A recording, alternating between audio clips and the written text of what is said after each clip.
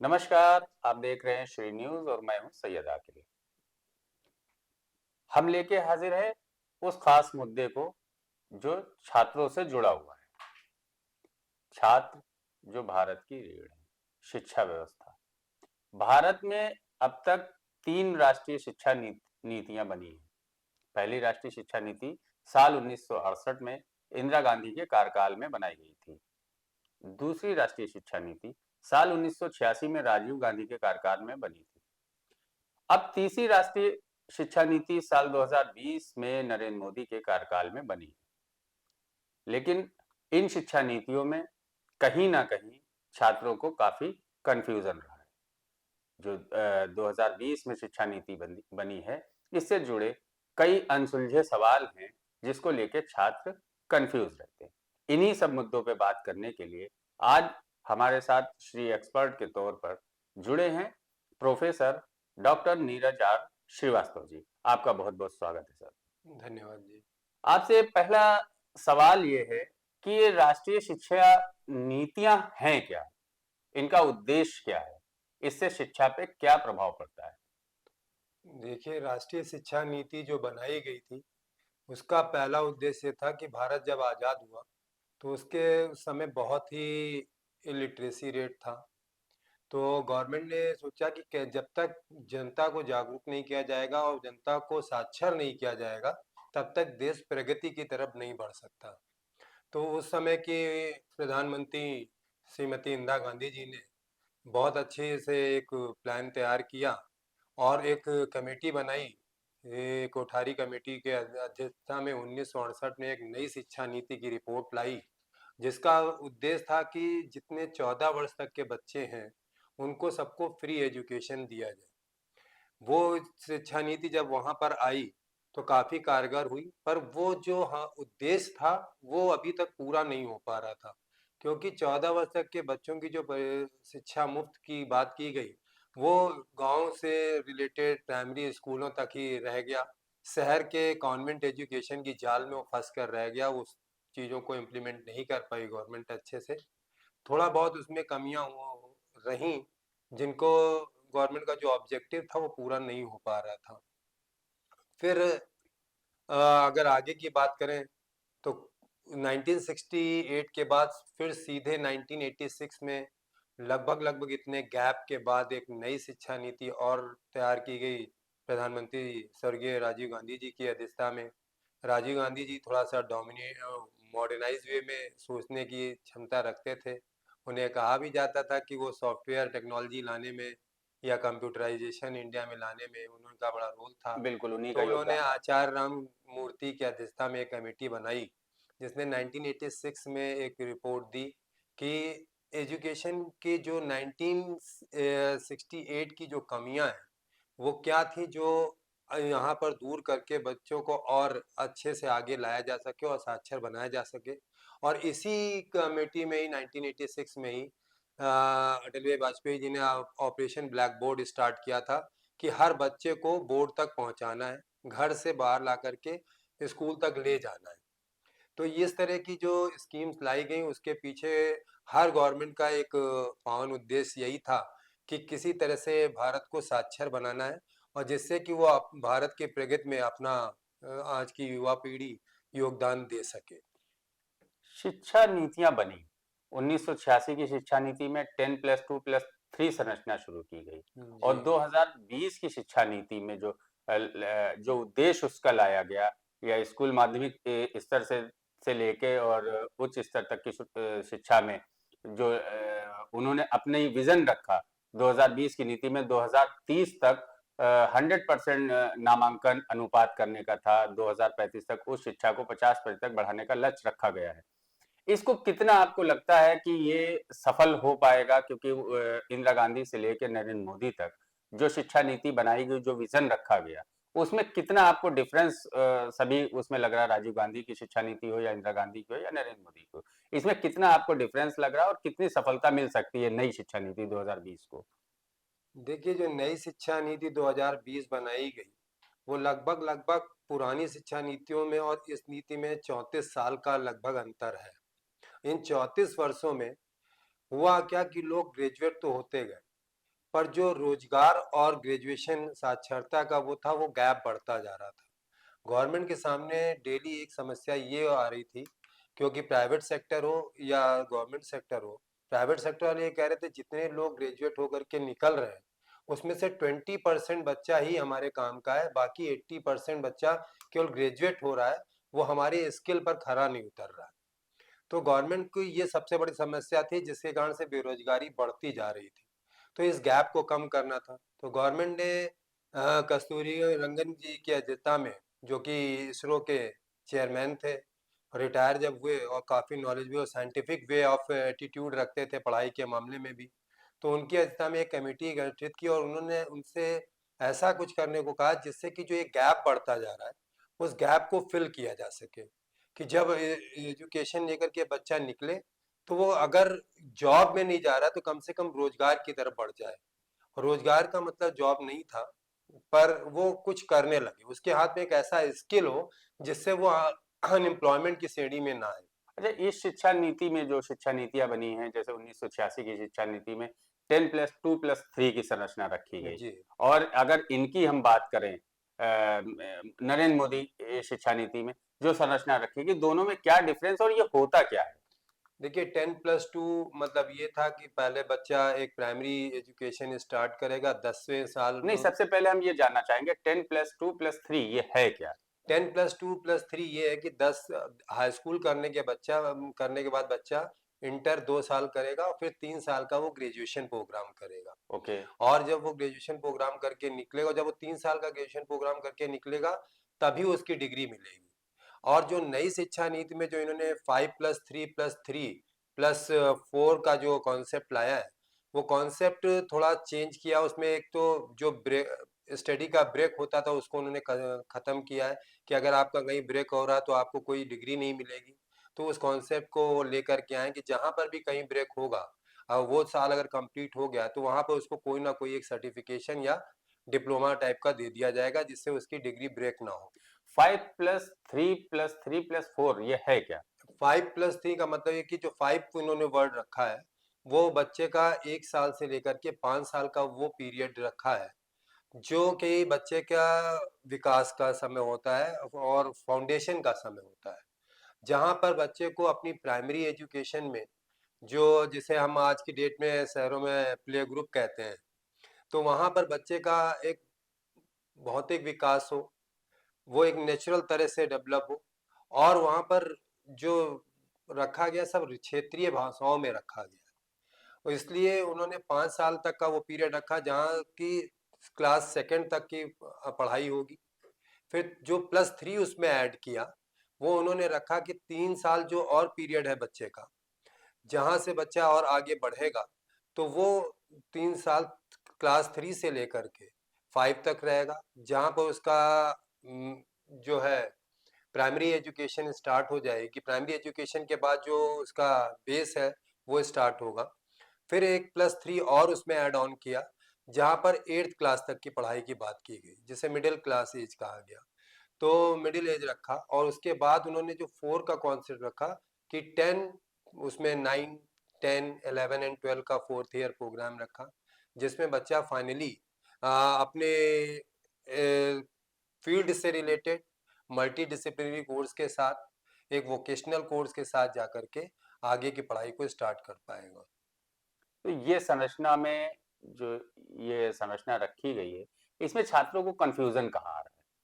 छात्र का सबसे बड़ा कंफ्यूजन ये है कि 5+3+3+4 वो ये नहीं जान पा रहे कि गवर्नमेंट ने किया क्या। गवर्नमेंट ने एक्चुअली में कोशिश ये की है कि जो बहुत सारी चीजें, बहुत सारे बच्चों को गांव या आप रूरल एरिया की बात करें तो रीजनल लैंग्वेज में कोर्सेज या बुक्स नहीं अवेलेबल थी। तो गवर्नमेंट ने ये कोशिश की है कि न्यू एजुकेशन पॉलिसी में वो ज़्यादा से ज़्यादा रीजनल क्षेत्रीय भाषाओं पर पहुँचे। क्षेत्रीय भाषाओं में ही जो शिक्षा के बुक्स या किताबें हैं वो उपलब्ध कराई जाए, और उन्हीं पर फोकस किया जाए जिसमें बच्चा कंफर्टेबल है। क्योंकि अलग से एक इंग्लिश की जो भाषा आ जा रही थी और कई कई जगहों पे रूरल एरिया में प्रॉब्लम आ रही थी, तो गवर्नमेंट ने थोड़ा सा उस पर फोकस न करके उन्होंने ये सोचा है कि अपने ही भाषा में आदमी ज़्यादा तरक्की कर सकता है, तो लिटरेचर उस क्षेत्रीय भाषाओं में उपलब्ध कराया जाए। इसलिए उन्होंने इस तरह से पार्ट को डिवाइड किया है। और इसमें बच्चों को कोई कंफ्यूजन नहीं होना चाहिए। बच्चों के लिए तो एक नया साइंटिफिक वे ऑफ एडॉप्शन किया गया है कि वो जी। जो अब है वो टेक्निकल एजुकेशन को लाए हैं, वोकेशनल लाए हैं, माइनर लेकर के आए हैं, जो व्यवसायिक परक शिक्षा लेकर के आए हैं, जिससे बच्चा अपने हाथ में एक स्किल लेकर के आगे बढ़ेगा। और जब उसके पास एक हुनर अपने हाथ में होगा, तो कल को वो अगर वो नहीं जॉब में जा रहा है, तो वो अपना स्किल को यूज करके अपना कोई खुद रोजगार स्टार्ट करके काम कर सकता है, औरों को भी रोजगार दे सकता है। आपको क्या लगता है कि साथ में पैरेलल व्यावसायिक एजुकेशन चलाना कितना कारगर है? बच्चों के ऊपर मेंटली प्रेशर तो नहीं आ रहा है? आप प्रेशर इसलिए नहीं कह सकते हैं क्योंकि अब आपने फ्री किया। आपने साइंस, आर्ट और कॉमर्स का जो पहले एक बन जाता था कि नहीं ये साइंस साइड जाना है, घर पे शुरू नहीं बेटा तुम्हें साइंस ही जाना है, नहीं तुम्हें कॉमर्स में जाना है तो लोग का या आर्ट्स में जाना है। पर देखा था पेरेंट्स ज़्यादातर जिनका इंक्लिनेशन ज़्यादातर साइंस की तरफ होता था। और मतलब एक साइड वाला कॉन्सेप्ट खत्म कर दिया हाँ, वो गवर्नमेंट साइड वाला कॉन्सेप्ट एक तो खत्म हुआ। वहां से प्रेशर जो बच्चों के ऊपर एक था, आर्टिफिशियल प्रेशर था कि वो सब्जेक्ट का प्रेशर वो खत्म हुआ। अब बच्चे को एंजॉय करने का मौका है कि पढ़ाई में वो जिसमें रुचि रख रहा है, वो उस सब्जेक्ट को भी मल्टी डिसिप्लिनरी में जाकर के दूसरे फील्ड में जाकर के ले सकता है। साइंस के साथ वो कॉमर्स को भी पढ़ सकता है, आर्ट्स को भी पढ़ सकता है, और साइंस वाला स्टूडेंट भी अगर कॉमर्स और आर्ट पढ़ सकता है तो आर्ट वाला भी साइंस के सब्जेक्ट को अगर इंटरेस्ट है किसी फील्ड में तो वो ले सकता है। तो इससे क्या हुआ कि बच्चे का जो रुचि थी वो वो अपना करियर डिसाइड करने की वो आगे जाकर के फाइनली डिसाइड कर सकता है। ये नहीं हो सकता कि वो एक साइड में गया तो फंस के रह गया, नहीं मैं तो अब साइंस हूँ, मैं कॉमर्स की चीज नहीं कर सकता, या कॉमर्स का हूँ तो मैं साइंस में नहीं कर सकता। ऐसी एक जो बाउंड्री थी वो खत्म हुई है एनईपी के आने से। अगर हम बात करें पॉलिसी में जो बात चल रही है, तो क्या नई पॉलिसी से शिक्षा की गुणवत्ता में सुधार आएगा? देखिए शिक्षा की 4 साल हो गए हैं, 4 साल में तो काफ़ी कुछ सामने आ गया है। 4 साल हो जरूर गए, पर अभी आपको सच में बताऊं, मैं भी एक टीचर हूँ। अभी टीचर के लेवल पर ही ये क्लियरिटी नहीं आ पाई है कि नई एजुकेशन पॉलिसी को किस तरह से इम्प्लीमेंट करना है। तो एक तो पहली बात तो जो नई शिक्षा नीति की एग्जीक्यूशन की पॉलिसी है उसको बहुत क्लियर करना होगा गवर्नमेंट को, और धीरे धीरे क्लियरिटी बढ़ी है। टीचर्स के लिए भी नए नए वोकेशनल कोर्स या ट्रेनिंग प्रोग्राम को पढ़ाने के लिए भी ट्रेनिंग उन्होंने मॉडल्स बनाए हैं, एफडीपीज लाई हैं। टीचर्स को ज़्यादा से ज़्यादा उन प्रोग्राम्स में शिरकत करके और वो नॉलेज दे करके बच्चों को स्किल करना चाहिए, स्किल्ड बनाना चाहिए। और जो ये कन्फ्यूजन है वो धीरे धीरे आने वाले समय में खत्म होगा। धीरे धीरे बहुत सारे कन्फ्यूजन मुझे ही थे, तो मुझे भी मेरे में बड़ी क्लियरिटी आई है कि क्या वोकेशनल कब करना है, बच्चे को माइनर कब उसको पढ़ना है। तो गवर्नमेंट ने कहा है कि आपको अपने पूरे हायर एजुकेशन में एक माइनर एक वोकेशनल करना है।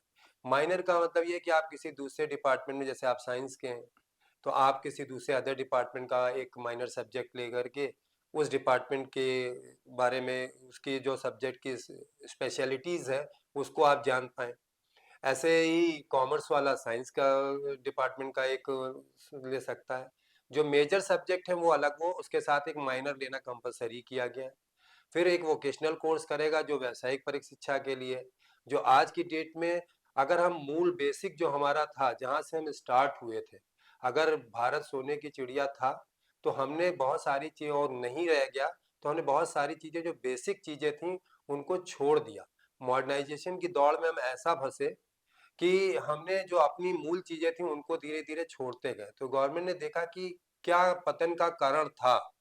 तो गवर्नमेंट ने देखा कि जो हम पहले लोग पारिवारिक बिजनेस चला आता था, जो कारपेंटर था वो कारपेंटर में ही जा रहा था, जो बार्बर था वो नाई वाला था नाई में ही जाता था, टेलरिंग वाला टेलरिंग में जाता था। पर लोगों ने नौकरी की इस आपाधापी में अपने हुनर को छोड़ना शुरू किया। तो गवर्नमेंट ने सोचा कि अगर आदमी अपने मूल से नहीं जुड़ेगा, जो उसकी स्पेशलिटी थी, तो वो देश आगे नहीं बढ़ सकता। इसीलिए गवर्नमेंट ने वोकेशनल तो एजुकेशन को इंट्रोड्यूस किया। ये जो शिक्षा नीति है, इसको लेके अभी टीचर्स में ही कन्फ्यूज़न है।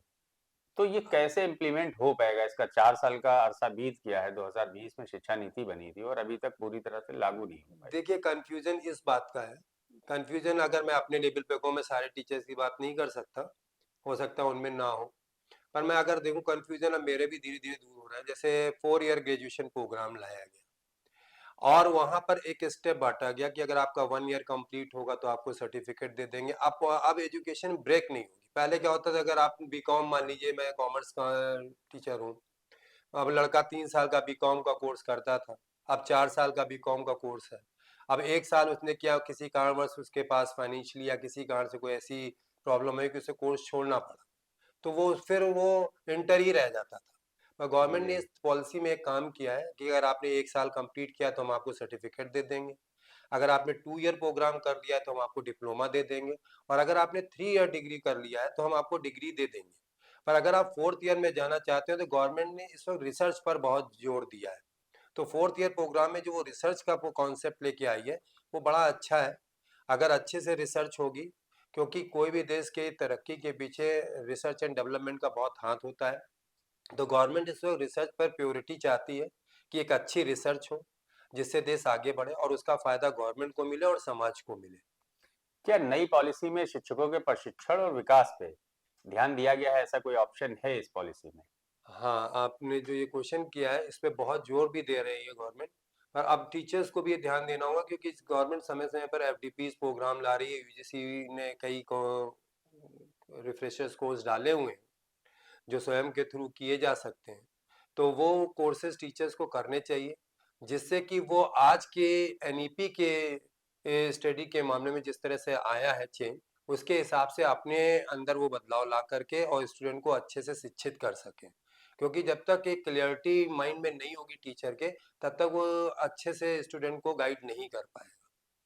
तो इसके लिए उसे इस तरह के रिफ्रेशर्स कोर्स और एफडीपीज प्रोग्राम, फैकल्टी डेवलपमेंट प्रोग्राम करने चाहिए।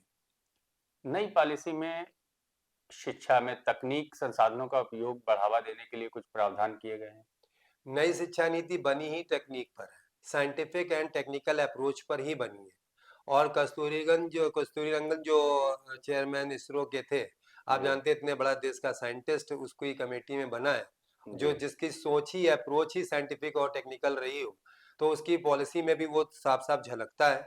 उन्होंने ग्राफिक्स पर जोर दिया है, कंप्यूटर एजुकेशन पर ज़्यादा जोर दिया है, टेक्निकल स्टडी पर ज़्यादा जोर दिया है, जो आज की शिक्षा में डिमांड है, आज के समाज की डिमांड है, जिससे कि स्टूडेंट को अच्छे से जॉब या रोजगार मिल सके। तो उन्होंने कई प्रावधान उसमें किए हैं। वोकेशनल एजुकेशन के थ्रू वो कई लेके आए, सॉफ्टवेयर डेवलपमेंट, डिजाइनिंग के कोर्स लाए हैं। तो इस तरह के कई कोर्सेज हैं जिनको मैं पूरे तो लिस्ट नहीं कर सकता यहाँ पर, उन्होंने इस पर काफी जोर दिया है। देखिए, शिक्षा नीति चाहे इंदिरा गांधी की हो, चाहे राजीव गांधी की हो, चाहे नरेंद्र मोदी सरकार की हो, शिक्षा नीतियां बहुत बनी, शिक्षा पे जोर बहुत होता है, प्रचार प्रसार बहुत होता है, लेकिन धरातल पे उसका असर बहुत कम दिखाई देता है। ऐसा क्यों होता है और इसका सुधार के लिए क्या उपाय किए जा सकते हैं? एक्चुअली में बहुत अच्छा क्वेश्चन आपका है ये, कि क्यों नहीं वो एग्जीक्यूट हो पा रहा है प्रॉपर। एक्चुअली में कुछ पॉलिटिकल इश्यूज आ जाते हैं कहीं पर। अब मैं मान लीजिए कल को गवर्नमेंट चेंज हो जाए, तो एनईपी की पॉलिसी को वो कहिए रोक दे। तो जब तक गवर्नमेंट कोई भी हो, अगर एक बार पॉलिसी बनाती है कोई गवर्नमेंट, तो उसका उद्देश्य समाज को बेहतर ही देना होता है। तो नई आने वाली गवर्नमेंट को भी उस पॉलिसी पर ब्रेक नहीं करना चाहिए। उसमें अगर उसको कोई चेंजेस या कमी लग रही तो उसमें मॉडिफिकेशन कर सकते हैं। पर बिल्कुल रोक देने के कारण से वो जो चीजें होनी चाहिए वो अपने फाइनल स्टेज पर नहीं पहुंच पाती हैं। तो बहुत बड़ा तो पॉलिटिकल इश्यू रहा है, क्योंकि एक स्टेबल गवर्नमेंट की हमेशा इंडिया में कमी रही है। इधर आप 3 सालों में देख रहे हैं कि एक स्टेबिलिटी आई है। तो धीरे धीरे पॉलिसी भी अपना एक नया रूप ले रही है। कोई भी गवर्नमेंट जो स्टेबल होगी वो अच्छा एग्जीक्यूट कर पाएगी। तो ये थोड़ा सा पॉलिटिकल इशू के कारण कोई भी की शिक्षा नीति है, सबकी अपने अपने फीचर्स थे और सबकी अपनी अच्छाइयाँ थी। अगर वो पूरी तरह से लागू हो गई होती तो आज भारत एक नई उसमें दिखता। पर पॉलिटिकल इशू में फंस करके शिक्षा नीति भी राजनीति का शिकार हो रही है। बिल्कुल, शिक्षा नीति भी राजनीति का शिकार हो गई। ये आपने बहुत सही बात कही कि पॉलिसी तो बहुत बनती गई है, लेकिन अब तक उसका इम्प्लीमेंट नहीं हो पाता है। शिक्षा पे खास तौर से राजनीति ज्यादा होती, कहीं नकल माफिया होते, कहीं पॉलिटिशियंस अपने कॉलेज खोलते तो वहां नकल पे बदनाम रहता है। अक्सर नकल के, खासतौर से यूपी सबसे ज्यादा नकल के मामलों में बदनाम रहा है, लेकिन पिछले कुछ सालों में उसमें काफी सुधार आया है। बात नई पॉलिसी में शिक्षा के लिए वित्तीय संसाधनों की क्या व्यवस्था की गई है फाइनेंशियल क्या व्यवस्था की गई है, ऐसा कुछ हो तो? अब एज पर माई नॉलेज की जो नई शिक्षा नीति में गवर्नमेंट ने जो पहले 6% एलोकेशन था वो 8% एलोकेशन किया है, पर गवर्नमेंट ने उसको स्टेप वाइज किया। अब गवर्नमेंट ने ट्रेडिशनल कोर्सेज से फंड को डाइवर्ट करके वोकेशनल स्टडीज और इन सब चीज़ों पर लगाया, जो व्यवसाय परक शिक्षा है उन पर ज़्यादा फंड एलोकेट किया है, जिससे कि बच्चा ज़्यादा से ज़्यादा अपने अंदर एक स्किल डेवलप के साथ आगे बढ़े, एंटरप्रेन्योरशिप उसके अंदर डेवलप हो, जो कि बहुत ज़रूरी है। क्योंकि एक चीज समझना होगा आज के छात्र को भी कि नौकरी और रोजगार दोनों में बड़ा अंतर है। नौकरी पाने के लिए आपको एक कॉम्पिटिटिव लेवल पर एक एक स्टाइल है जिस पे आपको उस पे जा करके अपने को साबित करना है, एग्जाम बीट करना है। और अगर आप में कोई स्किल अगर आ गया और आपने कोई चीज नई डेवलप करके उसको लॉन्च कर दिया, स्टार्टअप स्टार्ट कर दिया, तो आप ये समझ लीजिए कि आप जो नौकरी के लिए तलाश हैं आप उनको नौकरी देंगे, बल्कि आप खुद ही रोजगार देने वाले बन जाएंगे। तो रोजगार और नौकरी के बीच में ये डिफरेंस जानना बहुत जरूरी है आज के युवक को, कि रोजगार नौकरी नहीं है और नौकरी रोजगार नहीं है। और रोजगार पाने के लिए आपको अपना स्किल बढ़ाना होगा, जिसके लिए गवर्नमेंट ने अलग अलग फंड के भी एलोकेशन किए हैं, और गवर्नमेंट ने स्टार्टअप स्टार्ट करने के लिए मुद्रा लोन की जैसी सुविधाएं भी दी हैं। नई पॉलिसी में अगर हम शिक्षा की क्वालिटी की बात करें, तो इसको मापने के लिए क्या क्राइटेरिया तय किया गया है? गवर्नमेंट ने नई शिक्षा पॉलिसी में जो क्राइटेरिया, देखिए एग्जाम पैटर्न ही किसी विद्यार्थी को मापदंड होता है, जो परीक्षाएं होती हैं, टेस्ट होते हैं, वही उन्हीं के पूछने थ्रू। का मतलब है कि जो पिछली शिक्षा नीतियों की परीक्षा पैटर्न था, क्या इस नीति में भी वही पैटर्न है या कुछ चेंज है? पैटर्न में चेंज आया है। इसमें इन्होंने बोर्ड की परीक्षाओं को जिस तरह से कि हाई स्कूल में एक होता था, फिर ट्वेल्थ में होता था और एक प्रेशर बिल्डअप होता था बच्चे पर, उस चीज़ को इन्होंने ख़त्म किया है। इन्होंने एक प्रेशर बिल्डिंग का जो कॉन्सेप्ट था वो ख़त्म किया है। अब उन्होंने नाइन्थ में एक बोर्ड का रखा हुआ है, वो भी होम एग्जामिनेशन की तरह रखा है। और फिर टेंथ में ऐसा कोई उन्होंने प्रोसेस बोर्ड में नहीं रखा है। फिर 11th में रखा है कि होम एग्जामिनेशन की तरह से ही चलेगा। तो जो एक प्रेशर बिल्डिंग था कि नहीं बोर्ड है, उसको इस नई शिक्षा नीति में उन्होंने ख़त्म किया है। और जो पेपर पैटर्न है, उस पेपर पैटर्न को उन्होंने एमसीक्यू बेस के साथ साथ शॉर्ट क्वेश्चन बेस बनाया है, जिससे कि नॉलेज ज़्यादा बढ़े लोगों में। और एक ट्रेडिशनल अप्रोच के साथ कि रट करके जा करके दे देने के बजाय और माइंड जो हो, जिससे कि माइंड ज़्यादा डेवलप हो, ऐसी एजुकेशन पे ज़्यादा जोर दिया है। अगर इस पॉलिसी में निजी क्षेत्र की भूमिका क्या है? पॉलिसी तो पूरे इंडिया में ही इम्प्लीमेंट की गई है, 2020 एनईपी पॉलिसी। उसमें प्राइवेट सेक्टर के भी एजुकेशन सेक्टर शामिल हैं और गवर्नमेंट सेक्टर के भी शामिल हैं। अब उसमें निजी क्षेत्र के लिए कोई अलग से तो बनाया नहीं गया, गवर्नमेंट ने policy for open for all रखा है। और एनईपी अब सभी को अडॉप्ट करना है, चाहे वो सेल्फ फाइनेंस कॉलेज हो चाहे गवर्नमेंट कॉलेजेस हो। तो गवर्नमेंट ने ऐसा कोई लाइन नहीं डिवाइड की है कि नहीं गवर्नमेंट कॉलेज के लिए ये पॉलिसी है और प्राइवेट सेक्टर के लिए पॉलिसी है। पॉलिसी सबके लिए सेम है। अब ये डिपेंड करता है कि उसको लोग किस तरह से लेते हैं और कैसे उसको इम्प्लीमेंट करते हैं।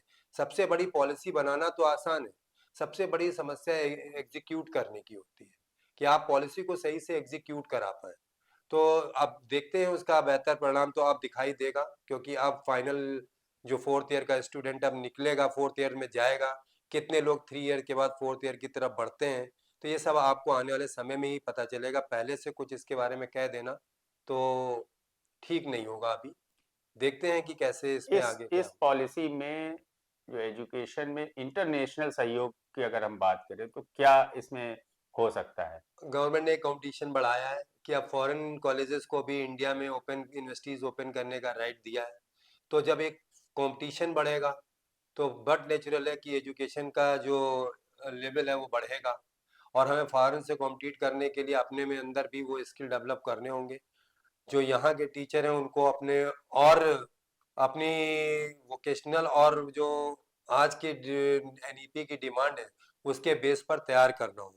क्योंकि टीचर्स के लिए तो अलग से अभी कोई पहले से वही टीचर्स हैं जो पहले वाली पॉलिसी में पढ़ा रहे थे और बाद में एनईपी में भी वही पढ़ा रहे हैं।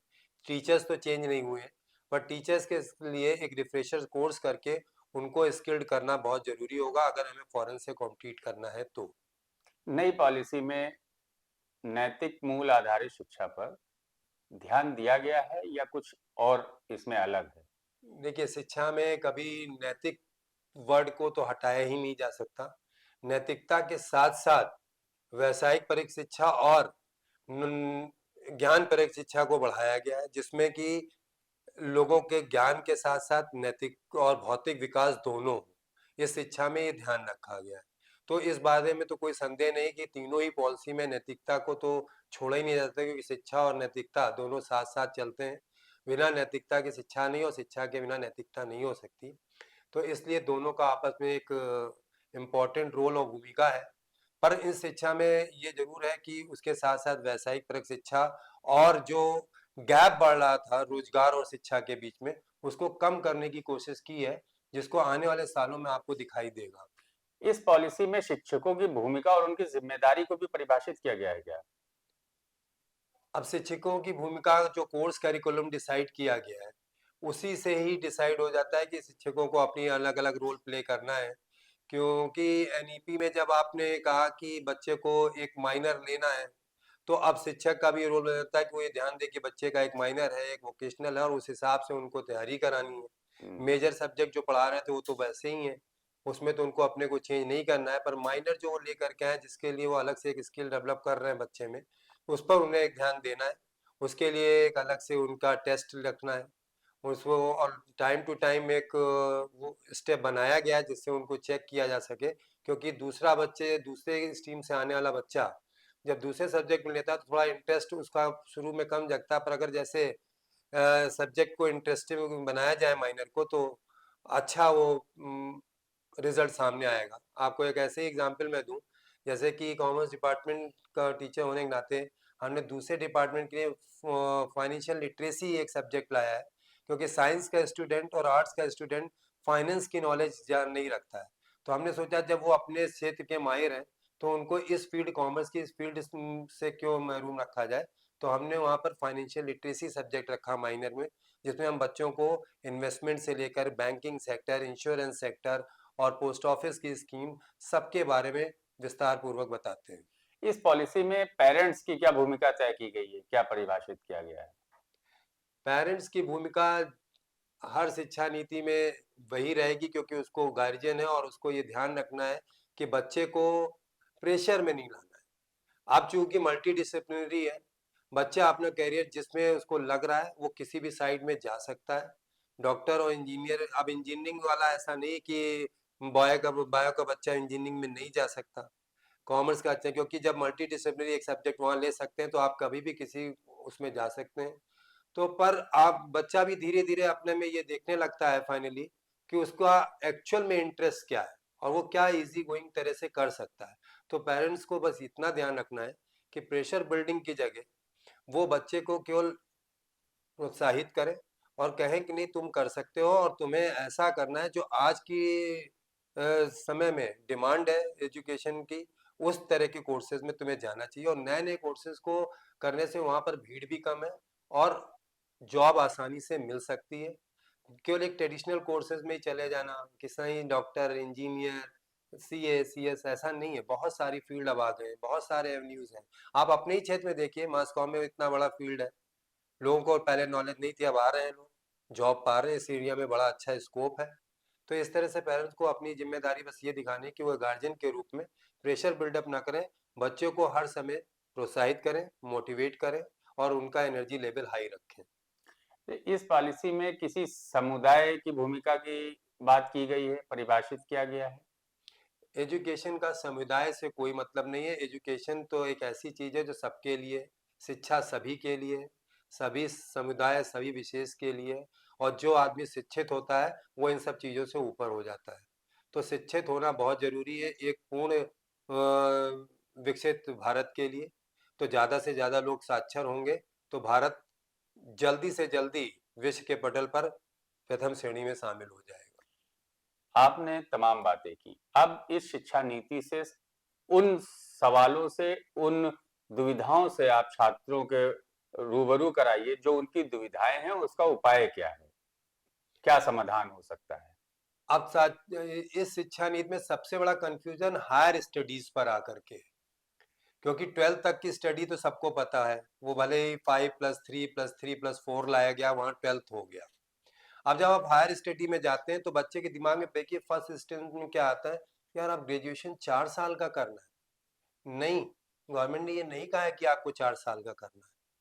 फोर्थ ईयर ग्रेजुएशन में वो जाए जो शोध कार्य में जाना चाहते हैं, रिसर्च वर्क में जाना चाहते हैं, और सबके लिए नहीं है। जिनका 7.5 CGPA या उससे अबव आया है वो इस रिसर्च में जाएंगे, और बाकी लोग 3 इयर्स प्रोग्राम के बाद डिग्री लेकर के अपने जिस तरह से वो तैयारी करना चाहते हैं कॉम्पिटिटिव लेवल की एग्जाम्स की, जॉब की, वो कर सकते हैं। वो 3 ईयर के बाद ही उनको डिग्री मिल जाएगी। फोर्थ ईयर में डिग्री विद रिसर्च मिलने का है। और जब फोर्थ ईयर प्रोग्राम में आप जाएंगे तो आपका साल नहीं खराब हो रहा है, तब आपको पीजी लेवल 1 साल का ही करना है, और आप डायरेक्ट पीजी 1 साल का करने के बाद आप सीधे पीएचडी में इनरोल हो जाएंगे। तो इस तरह से गवर्नमेंट ने इन सब चीजों को ध्यान रखा है। बच्चे इस बात से कतई कंफ्यूज ना हो कि फोर्थ ईयर करने से उनका 1 साल खराब हो रहा है। अगर वो हायर स्टडीज में अपना करियर बनाना चाहते हैं तो उन्हें फोर्थ ईयर में जाना चाहिए, और उनको अपना एक अच्छा एकेडमिक रखना चाहिए जिससे उनको फोर्थ ईयर में एडमिशन लेने में कोई दिक्कत ना हो। कुछ ऐसे सुझाव छात्रों के लिए जिससे उनको अपने चयन में, क्षेत्र चयन में आसानी हो।